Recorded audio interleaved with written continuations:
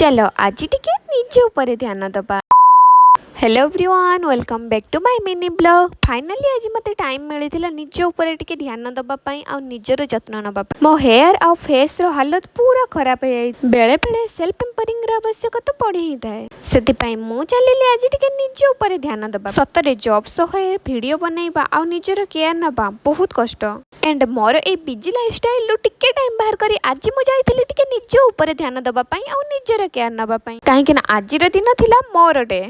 तो आज जेहेतु मते गोटे दिन टाइम मिली थिला तो सेति पई आज मु निज ऊपर पूरा फोकस करिथिली। मिरर सामने रे टिके चुट्टी को हले स्टाइल मार देइथिली। देन हेयर केयर सरला परे मु फाइनली जाइथिली मॉल को। झियो मानकर ए आदत केबे जीवनी बाहर को आसिले माने से माने मॉल निहाती जिबे आ मॉल जिबे माने दुई तीनटा ड्रेस तो निहाती नै कि आसीबे। मॉल ले मु देखिली ए सुंदर सुंदर परी भलिया ड्रेस जोटा कि छोट बेलु मोर ड्रीम थिला पिंधिया पई आ आज पर्यंत से ड्रीम मोर पूरा ही हे परलानी। जेहेतु आज सब किछि मो फेवरेट रहउतला सेति पई मु जाइथिली मो फेवरेट फूड खाइया पई। हेले मु आज पर्यंत केबे भी गरम खाइबा खाइ पारेनी किंतु मम्मा को देखि ए गरम गरम बाटी भितरे भर्ती करि देइथिली। जेहेतु आज सब किछि मो फेवरेट रहउतला सेति पई मते बहुत खुशी लागुतला। काहे कि ना जॉब लाइफ परे फर्स्ट टाइम मते गोटे दिन टाइम मिलिथिला कि निज ऊपर टिके ध्यान दबा पई। एंड मोमोज खाइ सरला परे मो पाखो को आसी जाइतिला आ गोटे मोर फेवरेट समोसा चाट जहा को देखि कि मु संगे संग खाइ देइथिली। एंड एतिकी थिला मोर आजिर डे। तो वीडियो भल लागिथिले मो चैनल को सब्सक्राइब